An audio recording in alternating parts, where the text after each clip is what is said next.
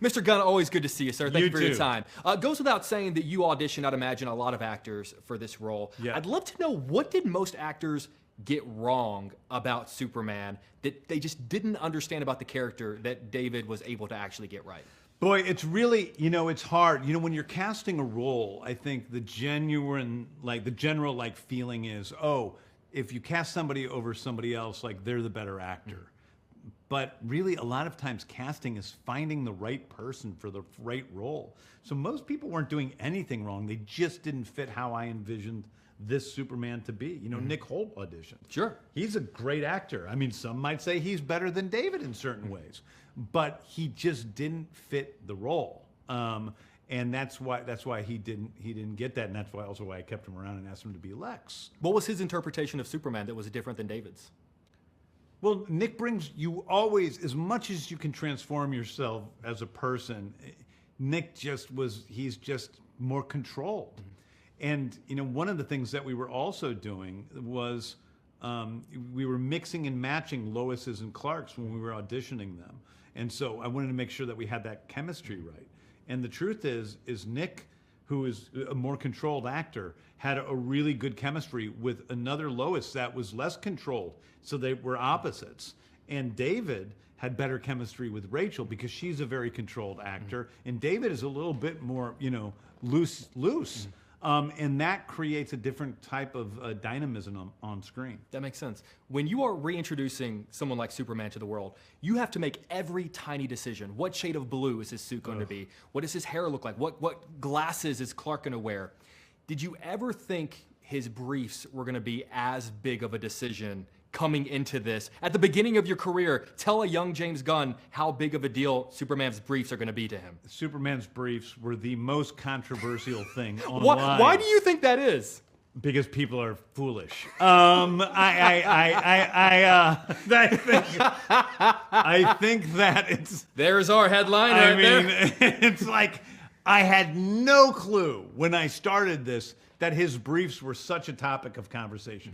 I'm a Superman fan. However, I'm not always on the Reddit threads. And I didn't know that when Henry Cavill didn't have briefs, that so many people were so upset and so many other people thought that was a great idea. So that when we came in, and all of a sudden, as soon as it was announced that I was doing Superman, and everybody online is saying trunks or no trunks, trunks or no trunks, I was shocked. Jim Lee, the head of DC Comics, came up to me and he said, "So, is it going to be trunks or no trunks?" And I was like, when did this become the most important thing in the world? I thought it was important that I show this character as a full human being who we believe in. No, it's the trunks. It's the underwear, baby. Underwear, yeah. You made a good decision. I'm going to point out another great decision you made, which is bringing in Will Reeve.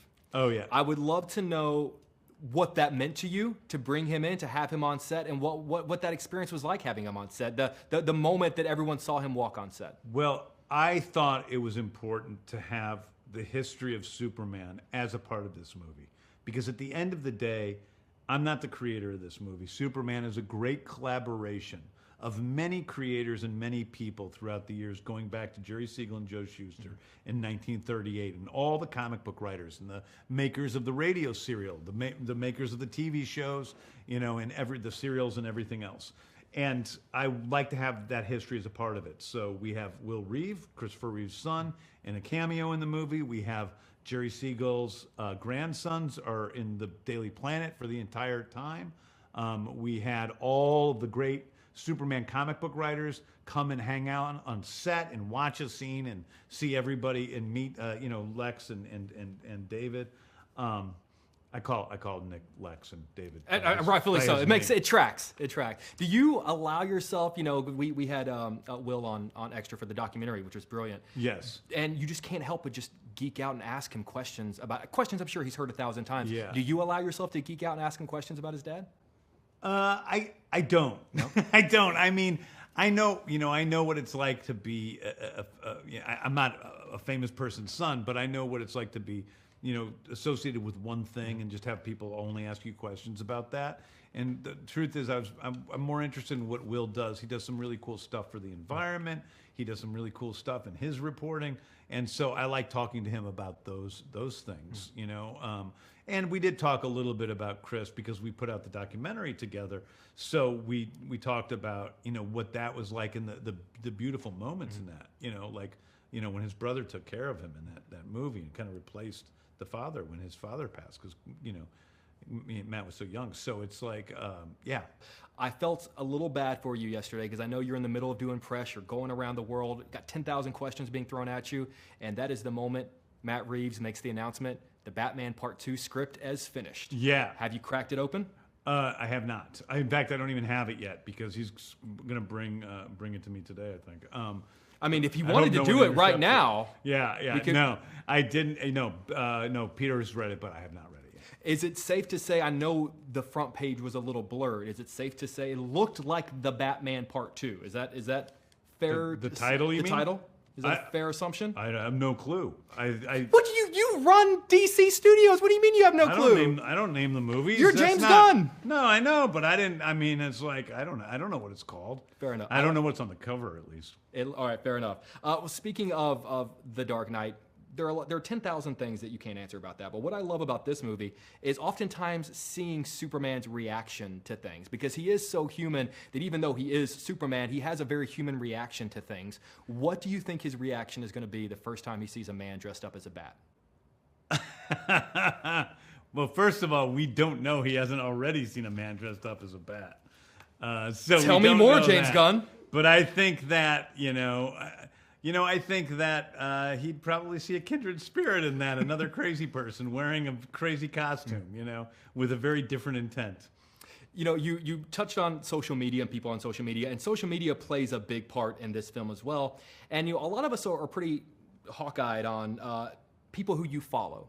So the moment you follow someone on Instagram, we go, is that Wonder Woman? Yeah. How much should we read into, if you follow a popular female actress, what are their chances that person might be Wonder Woman? 50%. No. That sounded much better than I thought it was going to be. No. Like Adria, I followed Adria, Arjona on Instagram, but everybody came out. He just followed her. That means she's Wonder Woman. She'd be a great Wonder Woman, by the way. But she was in a movie that I made, 7 years ago. We've been friends and have known each other since that time. So I followed her then. I didn't just follow her. People just notice these things all the time. James Gunn confirms Adria as Wonder Woman.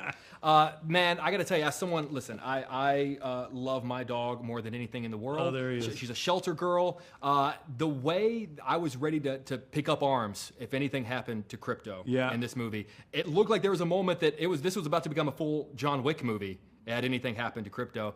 I know you love dogs, you love animals as much as I do. What is that balance of, we can put Crypto in danger, but people are going to hate this movie if anything happens to Crypto too much? I mean, what am I? I'm going to kill Crypto? It's like you're James. You've killed worse, James Gunn. Well, I think that's the great thing with being me, is that I've killed so many people that people love in movies that the stakes are always there and you never know what I'm going to do. So when Crypto's in danger, people, Crypto's in danger. I have a bit of a nerdy question for you, man, because you have such a beautiful score in this movie, and there are those really great moments that you choose to just very, very subtly bring in John Williams. Absolutely. How do you decide whether or not a moment is worthy to bring in John Williams? It was a delicate balance, and we talked a lot about with John Murphy and Dave Fleming, the composers, about where that would be used. And I really wanted to have original score in there, which we have plenty. We have a beautiful love theme by John and all sorts of stuff. But also, I wanted to use the Williams theme, but sort of you reuse different pieces of it at different times, break it down, bring it back up again. And I think that both those two guys did an amazing job with I love that. Really quick, one last nerdy question. I want you to imagine you could sit in a movie theater, watch this film, you're sitting next to Jerry Siegel and Joe Shuster, and you lean over and you go, what'd you think about how I did this? What is an aspect of the film that you would love to get their thoughts on? Well, the whole thing. I mean, it would be amazing. But I also think that, one of the greatest moments, the one moment I really shed a tear was when Jerry's grandsons read the script for the first time, and we brought them over to D.C. We gave them, they had to read the scripts in the office, and they came out and they got on the phone with me, and they were just effusive, and I'd never met them, and they were just effusive. They're like, "This is a Superman movie we've been waiting to see. This is, our grandfather would have been so proud." I'm cry now. So it's like, that meant a lot. That meant a lot. We can't cry at the Superman junket, James Gunn. This is not a crying kind of junket.